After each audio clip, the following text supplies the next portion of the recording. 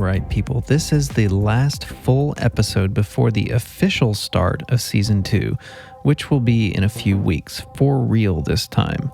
So this seems like an appropriate time to start hyping up Season 2. It's gonna be bigger and better, more podcasty fun than ever, more music, more nostalgia, more comedy, more all the things, and a lot of new things. If you're a regular listener, you know that we almost never ask you to follow or rate us or any of that crap. It makes me physically ill. But if ever there was a time, it would be now. So push some buttons, click some stars, do the things, tell a friend about the show. Help us get Season 2 off to a smashing good start. Okay, so back to the matter at hand. This is part 2 of the Texas Pinball Festival episode. We cover a whole bunch of topics and new games, and if you listen to the end, you'll understand why it took so long to get this episode posted. Ugh. Anyways. Let's go! Dungeons and Dragons. Yeah, so Stern had probably a dozen of them there or something like that. They had a mix of the pros and the premiums. What was your first impression? So my first thought was that dragon shot is really dangerous and scary, which I guess makes sense. But to get the multi-ball, you have to just keep hitting that shot, and it tends to just rocket it into the drains. I don't know. I'm not sure how to hit it to keep it safe yet. I haven't figured that out. How many times did you play it, you think? I think I've played it 8 or 9 times. Okay, cool. Yeah, I gotta play it, man. I haven't really had a chance to really get a feel for it. You know what I mean? Like, at all. I think we played one game, and it didn't necessarily stand out for me, but I can't also judge so quickly. I would say it's a fairly standard layout, like as far as the shots go. It's got like a fan layout of sorts, but it does have an extra ramp with the upper flipper, which adds a little, and you can hit a couple different things from the upper flippers. It's not like a Keith Elwin or a Jack Danger rewriting the rules kind of thing. Sure. But it is modernized, I think, compared to like Venom or Mando or some of the more basic Stern layouts. It has some little enhancements that I appreciated. It actually flows pretty well. Did you get a good sense of the overall reception or vibe of the game while you were there amongst the general people that were playing it, or like were there lines? So not unlike the other festivals, there's almost always a line on every game. Right. But yeah, there were significant lines for D&D. Did it seem like people were actually enjoying it and like really loving it? I think people were enjoying it. People generally seem to be enjoying it. And to me, like the dragon multi-ball is maybe a little bit of a gimmick. Once you spell dragon, you keep hitting the stand-up targets under the dragon. You spell dragon, and then you shoot the right orbit. It starts dragon multi-ball. And it's like at least 6 balls, if not... I heard somebody say it was 8, but I'm not sure. That's kind of fun. Just like by default, it's more than 3 balls. I guess it's kind of cool. It's a little different to have by default more than 3 balls, you know? Just like, it's kind of like a something interesting and new, kind of exciting, especially for like a new player. It's exciting. The action button triggers the shield, which thing pops up in between the 2 flippers. It makes it harder for the balls to drain because it just physically, blocks the space between the flippers unless you let the ball go under the flipper. You're like trying to hit the dragon more times than you drain your balls. Right? You get like 15 hits and 15 drains, and it's like whichever you get to first, that's who wins the battle. And then it gets harder each time you do it. I think the last stage, I don't know if you can drain any balls, which seems impossible. But yeah, it's fun. It's exciting, like those crazy multi-balls. I wonder if it's kind of like too much, because it's easy to get, and you get it. You can pretty much get it every game. Really? And it's like a crazy multi-ball. It feels like a little too easy to get, maybe, for how crazy it is. Sure. I'm used to the 6-ball multi-ball being like the pinnacle of the hardest wizard mode or something. You got to like stack it up and put the work in to get up to that level. And but that's why it feels a little gimmicky, I guess. Maybe this is an attempt to attract or retain some of the newer players that are just now getting into pinball. It does feel like every new Stern game, they're making it easier and easier just to get a quick multi-ball. Yeah, something kind of exciting right away. And there's probably even like science to back that up, how engaging the game is when you first start playing it and stuff. But other than that, I thought the game was fun. It shot well. I couldn't hear it that well, but you could hear the Worf call-outs. Isn't that his name from Star Trek? Michael Dorn. No idea. Commander Worf. The Klingon guy, he does like the dragon. Oh, okay. He's great. They got good voice actors. Question, does the dragon eat the ball? So the dragon does not eat the ball. He spits the balls the balls out. And he moves up and down and left and right on the premium. He just moves up and down on the pro, and he doesn't spit the balls out on the pro. They just come from somewhere else. Did the dragon spit the balls out at you? Yes, on the premium. Was it scary? You know, when there's a 6-ball multi-ball going, you don't even really notice. So he spit the balls out during multi-ball? He spits them out during the multi-ball, is that how it starts? You know, the idea is the balls are his flames, I guess. Does he spit 6 flame balls out right away? I think so, more or less. And then I think he might keep spitting them out as the multi-ball. Then when your ball save eventually runs out, you can put the shield up. But if it's an extremely long ball save, so he just keeps shooting balls out. Well, it seems like it may not have been that memorable. Like, actually didn't know that I had switched to a pro at one point. Because, to their credit, like... Well, yeah, sure, like the mechs I kind of appreciate it. Like, the pro still has the dragon. He still moves up and down. He doesn't spit the balls out. Who cares? He doesn't move left and right. Who cares? The other thing is it has like a dungeon thing that moves up out of the play field. Like a trapdoor. Like it's an added shot that doesn't exist, but it's basically just in the middle of the play field, and it's not that hard to hit. So taking that away was like, not that big a deal. I actually thought the pro was probably good value with this one. Well, I'm not that excited about it, but maybe like Jaws, right? Maybe I just need to play it and give it a chance. Honestly, like kind of my take is based on just a little bit that I've seen and heard about it. Maybe best, set for in-home use where you can actually build up your character and do all the role-playing. Do the extra. Things. Maybe that stuff is kind of the added bonus fun, right? That you would get out of it. And it's hard for me jumping onto a game like that and kind of like having fun right away. Yeah, I mean, it didn't immediately grab me, but I thought it was pretty fun. Cool. We'll check back in the near future once I get a couple games in.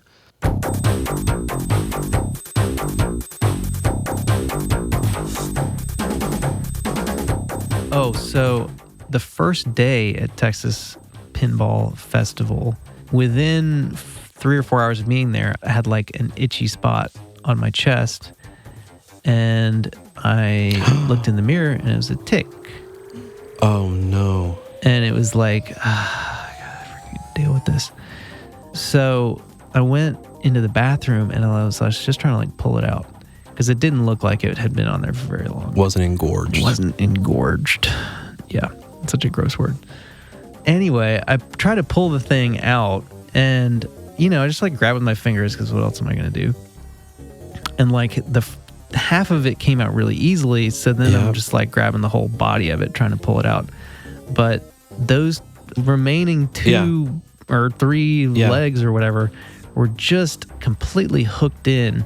As I was pulling on it, my skin was coming out like an inch from my body. And it was just not letting go. Yep. And I just kept pulling on it, like trying different angles. Eventually, the legs broke off from the body and stayed in me. And I was like, oh, great. Yep. Now I got to get these legs out of me somehow. Yep. At a pinball convention. Yep. And so I walked up to the like front reception area and they're like, oh yeah, we don't have anything like a medical kit. We probably should, I guess. And I was like, yeah. And they're like, try the front desk of the hotel. But anyway, I was like, okay, before I do that, I'm going to check the 7-Eleven across the street and see if they have tweezers. They did not. So then back to the hotel, and it's literally a half mile to walk from... Wait, you walked? Yeah, and to get from where the convention is to like the front desk felt like I was walking like half a mile. The place is so big. Anyway, 20 minutes later, I'm at the front desk of the Embassy Suites Hotel. And I asked if they had any kind of medical kit in this massive compound. And she goes back, and then a couple minutes later comes back out, and she was like, "This is my personal pair." And I'd already told her, I'm trying to pull a tick out of my body. And she gave me her personal set of tweezers. Oh, that's so sweet. She was like, "You're going to bring him back, right?" I was like, "Yes, I promise." What was her name? I don't know. We'll just call her Texas Tracy. She wasn't a Texas Tracy type, but anyway. Tamara? Maybe. Sweet woman who helped me out of a jam. Thank you, Tamara. Anyway, yeah, so I went to the bathroom. I still couldn't, it's like where you can't see it, like yeah. right on my collarbone, kind of. Yeah. And so I had to call my brother in, like, "Can you get these legs out of me?" And so he's fighting with it. Like, he was like, "This doesn't hurt." And like, my skin is just coming out. Like, I just like couldn't feel anything at that point. And eventually the other leg came loose, but I'm still freaking a little itchy. So I woke up recently, maybe like a few months ago, and I can't see very well. I have contacts/glasses, right? Yeah. So I took a shower and I'm like scrubbing, and I feel a spot on my side, right? And I'm like, "What is it?" It feels itchy, and I look, and it just looks like a I can't see because I'm blind, right? So it just feels like a weird like skin tag or something. So I started messing with it, and I'm like, "Wait, that just looks like a piece of chocolate or something." So I like pull it out. I just like pull it off real quick, right? Because it's like irritating me. Like maybe I slept on like a potato chip and it's embedded in my body or something. I don't know. Anyways, I get out, man, and this thing is itching really bad. And I finally put my contacts in, and I look. Yeah. And to my horror, the same thing happened to me. It was like the tick's head half, like its face was still in my hip, like on my side. Yeah. And I panicked because, like, had I known it was a tick, I wouldn't have just ripped it off. I would have tried to strategically, carefully, remove it. But I panicked, right? It itched for like a month, dude. And I still don't know if I got all of it out, because at that point it was like too late. Even with tweezers, I couldn't see, and I didn't know what I did. The day we left, I looked at my collarbone area because it was still kind of red, and there was like a little bit more leg that had just kind of pushed out to the surface, and I just wiped it off. I was like, "Oh, great." Dude, mine swelled up a little bit. Yeah.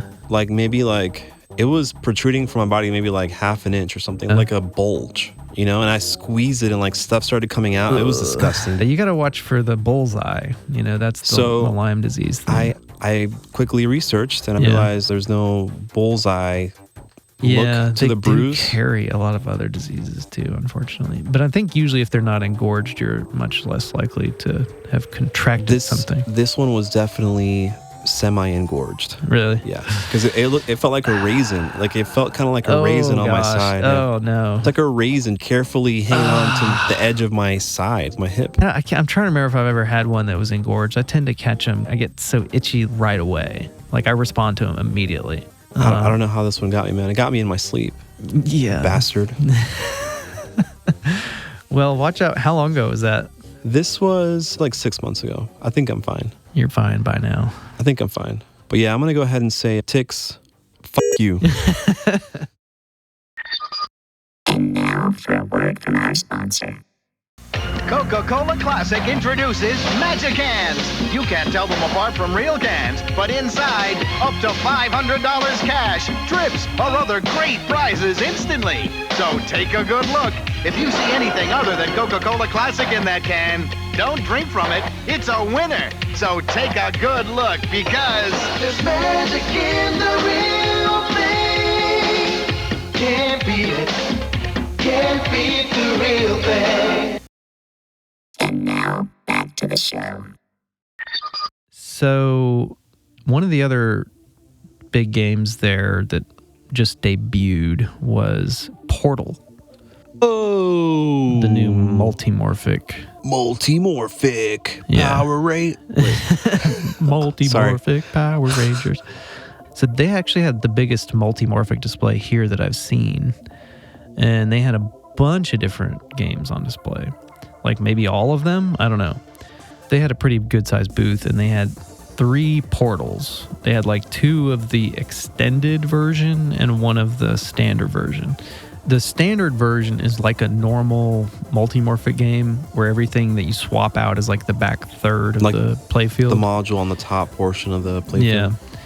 The extended version, I think, is the first time they've done anything quite like this. It's got ramps specific to the game that come way forward. Closer. Okay. And cool. there's even an upper playfield element to it. So like as one of the ramps returns, you can hit one of the extra buttons to like activate a diverter thing that pushes the ball from the left side of the playfield to the right side on a clear plexiglass upper part. Okay. Dude, see, that's the kind of stuff. That's the stuff. Yes. That's what I want. Exactly. And it also has another ramp that moves up and down that's only in the extended version. And they're just much closer, but like the Multimorphic games tend to be kind of easy because all the shots are so far back. You have a huge amount of reaction time to just deal with it.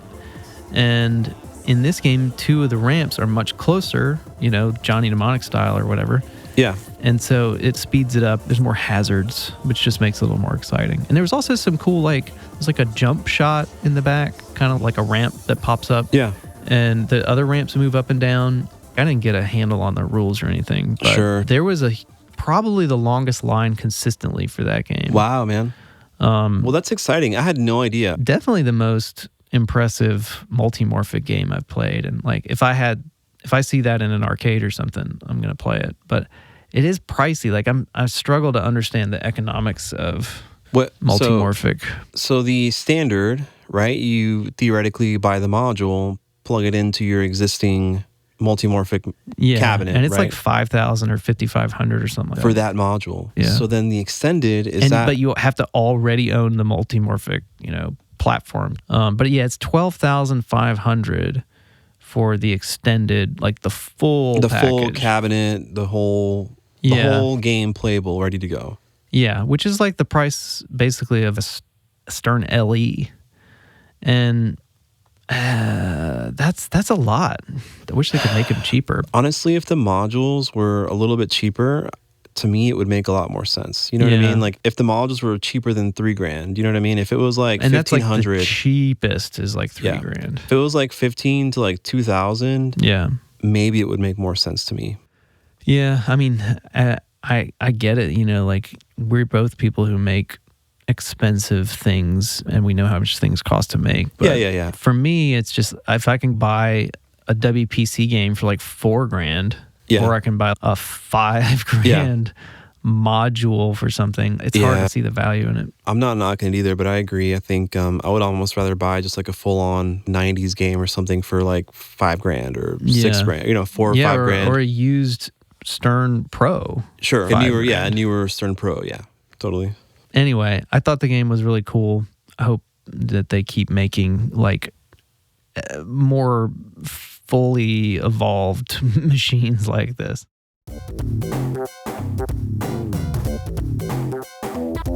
Yeah, so this was actually the first time I've gotten to play a party zone that actually worked. Oh, like a good party zone? Yeah. Dude, oh my God, I hate party zones so much, man.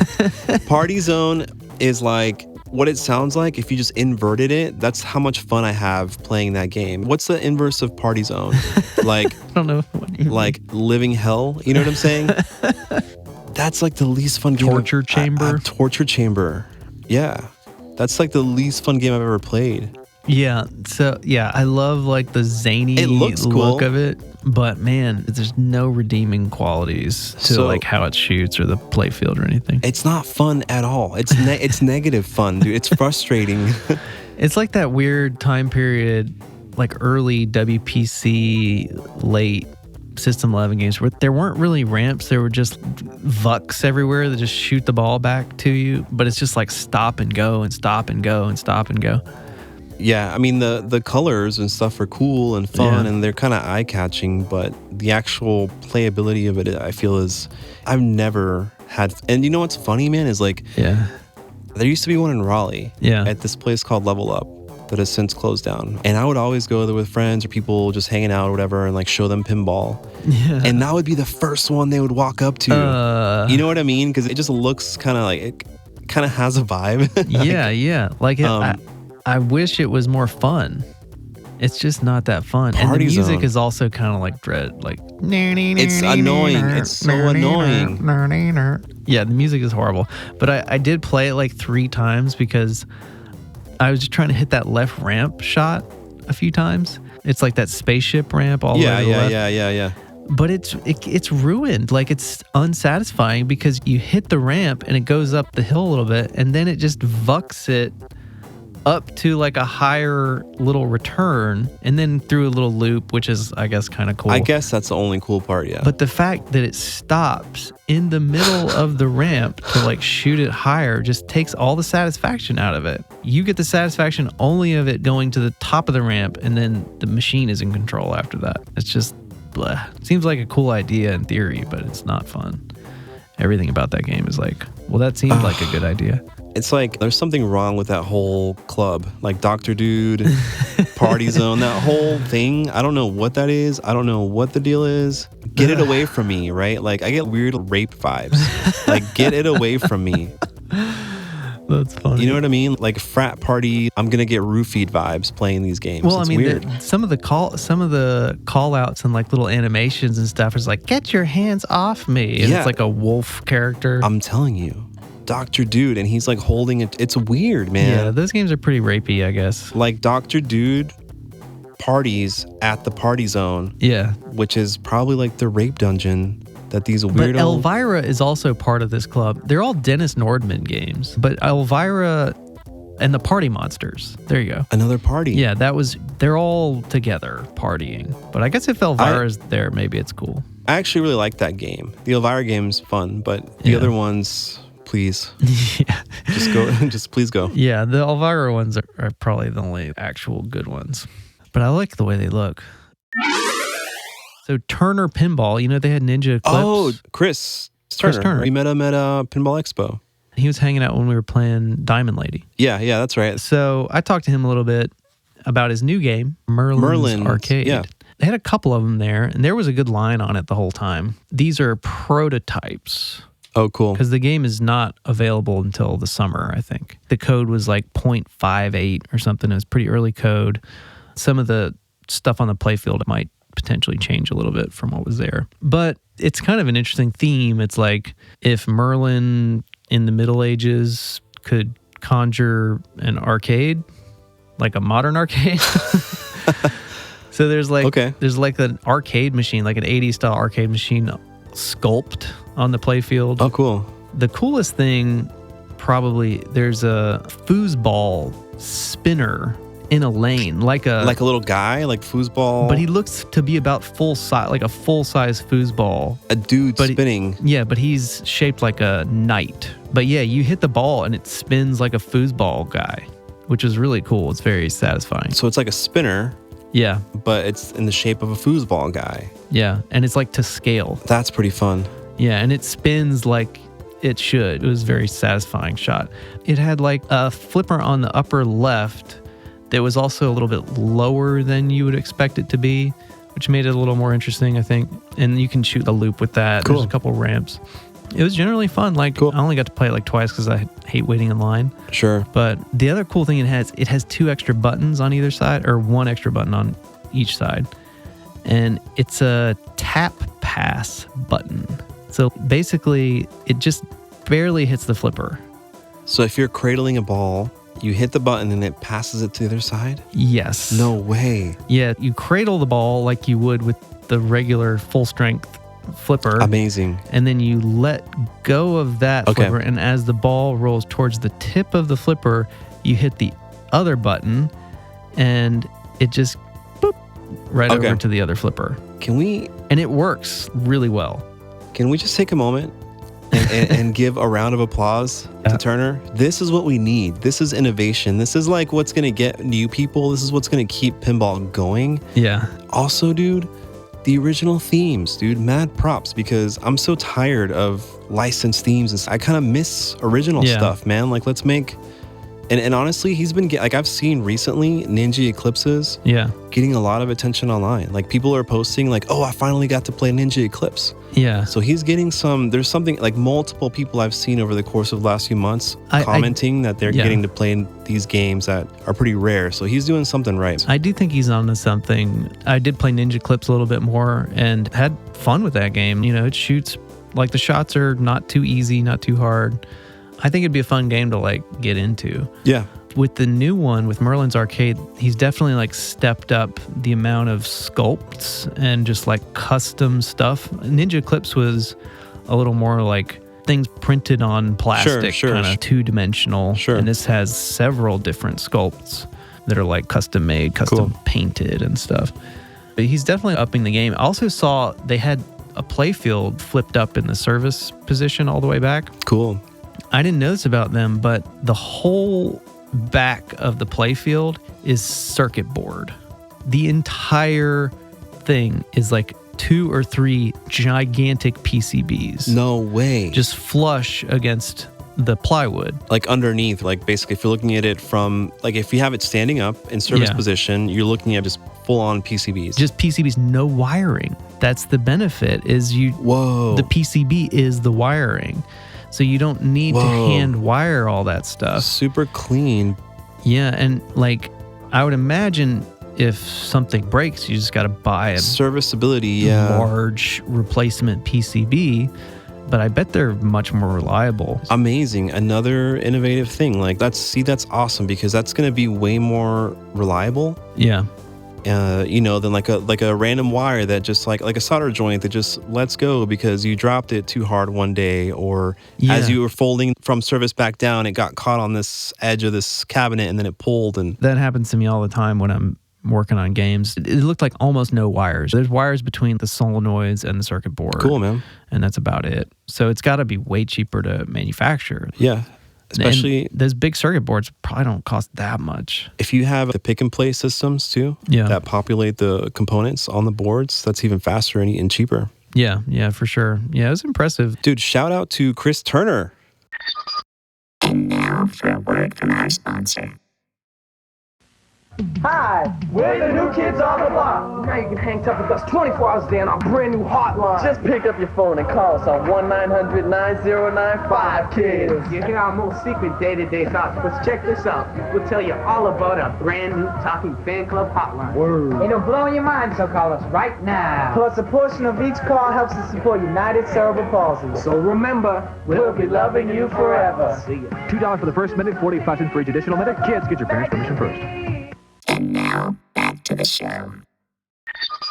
Oh, real quick before the homebrew games, I got to play Jack Danger's Jurassic Park Home Edition. No, you did not. Yes. No, you did not. The Costco Jurassic Park Home Edition. Yes. There was a line for that game just like every other game. And I thought it was pretty good. Okay, real quick.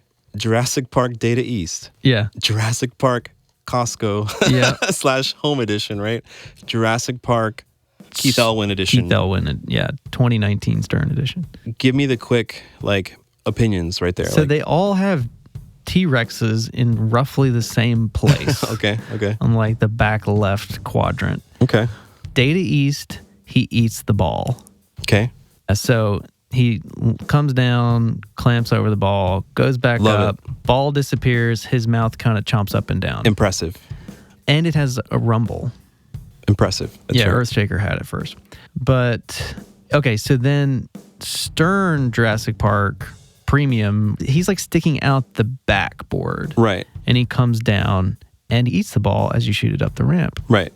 And then he can also flick the ball onto the playfield randomly.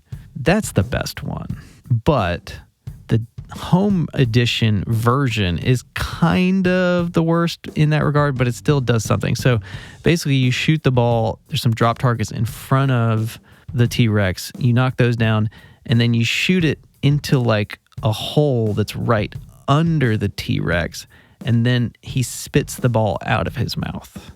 So it's a cheaper way to achieve ball going in or out interaction. Of mouth. It's fine. But it was fun. The game overall was fun.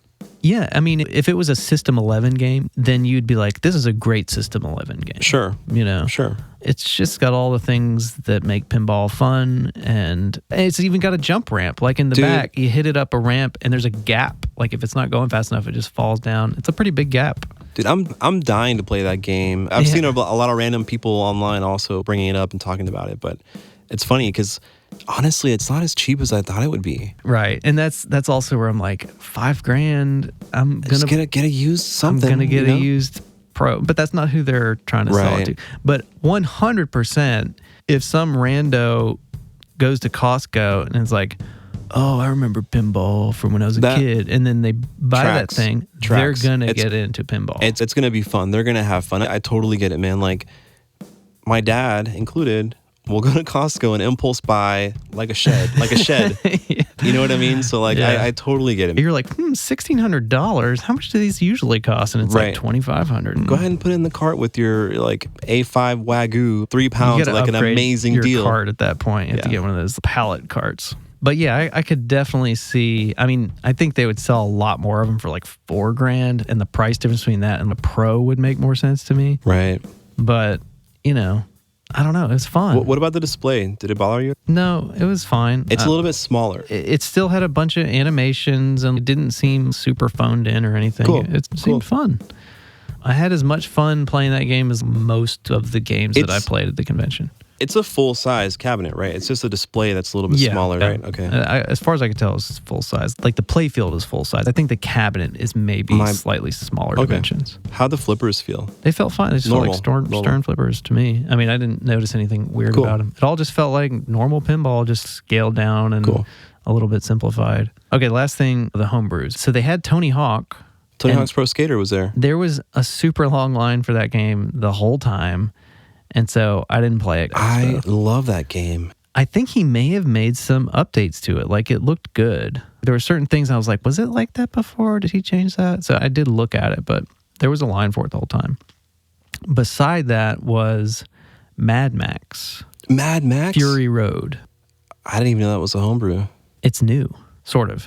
They've been working on it since 2019. This is the first public demonstration of that game. Amazing. When I looked at it, I was like, this has got to be a retheme of something. But I was like, what is it? It's not a retheme. It's completely original. They made a game. Completely made a game. Yeah. Amazing. Like, there's a Pinside thread about it. If you just Google Mad Max Fury Road pinball, it'll bring up a Pinside thread. So I didn't go through the whole thing, but they've got pictures of the 3D drawings and stuff. But it has full, like, animations and, like... Wow. The playfield art was all really well done and nice. Dude, what an endeavor. It had a key to start the game. I was like, how do you start this thing? And the guy's like, turn the key. What an endeavor. And it has like big topper with exhaust pipes coming out of it.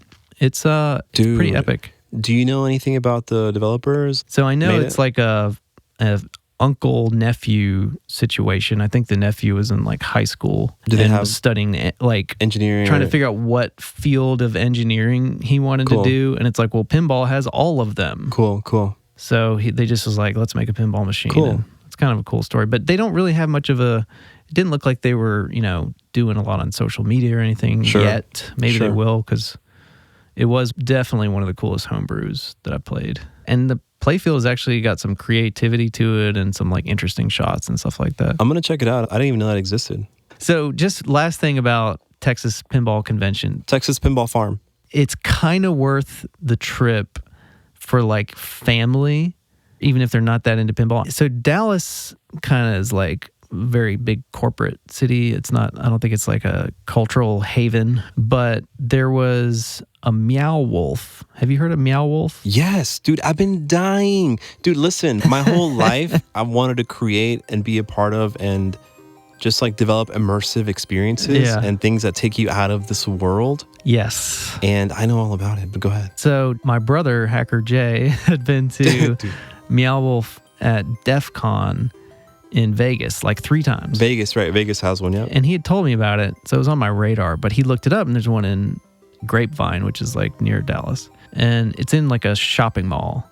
And you go into this place and you're in this shopping mall and then you're like outside of a house and it's like a split level house and there's like crickets chirping and stuff in the background. And you go in the house and there's like devices laying around. You're trying to piece together like what happened to this kid that lived there. You could spend a lot of time there just trying to like unravel this mystery that there's clues for everywhere.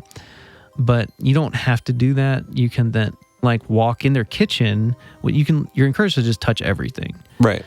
And so in the kitchen, like you're going through the drawers, looking in the cabinets, and then like the refrigerator, you open it up and it's like a pathway to a different area. You go into that area and then it becomes very psychedelic. Yep. And weird and like what is happening, and it messes with your head and with perspective. There's always audio stuff happening. And then a lot of the rooms are interactive and you're trying to figure stuff out, like what does this do and what does this switch do? It was super cool. Go there if you're looking for something else to do or if you bring family with you.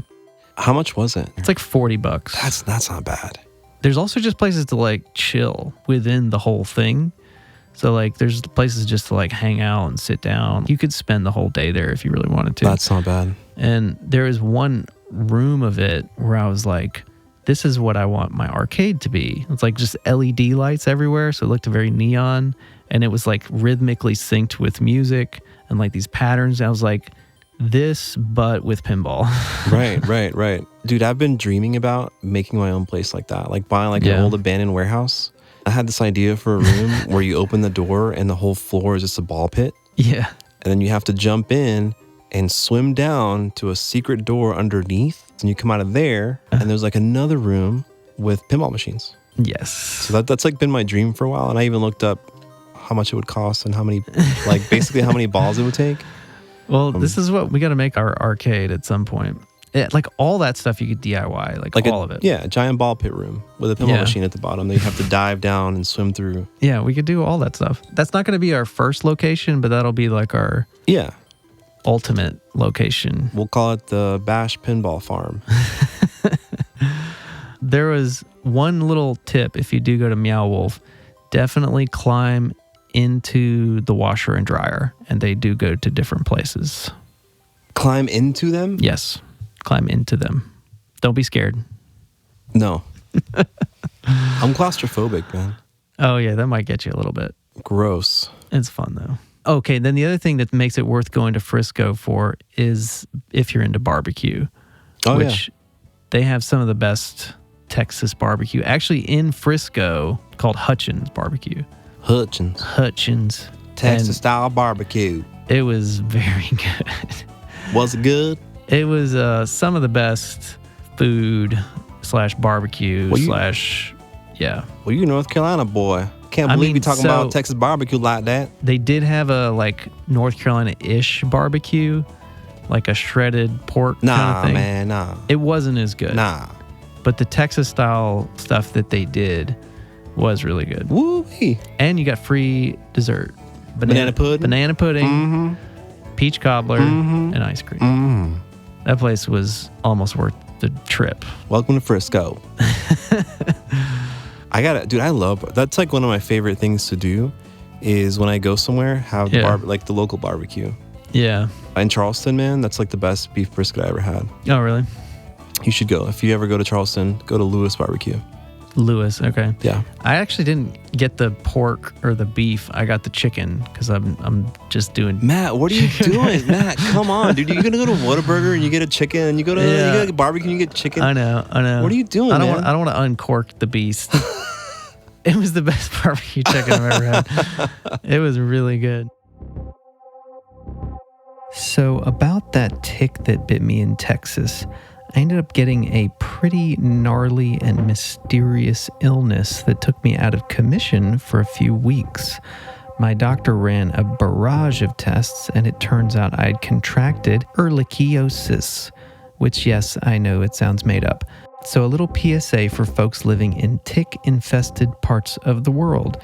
If you get a tick, even if it's not on you for very long, you can still get some nasty infections. So stay vigilant, my friends. And that's a wrap on Season 1, folks. Look out for the start of Season 2 in the next few weeks. Enjoy your summer and your winter if you're in Australia. And always remember, We'll be loving you forever.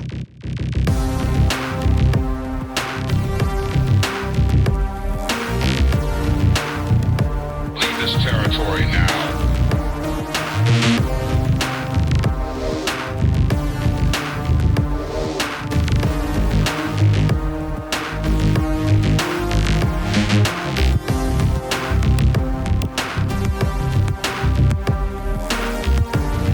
Return to your home.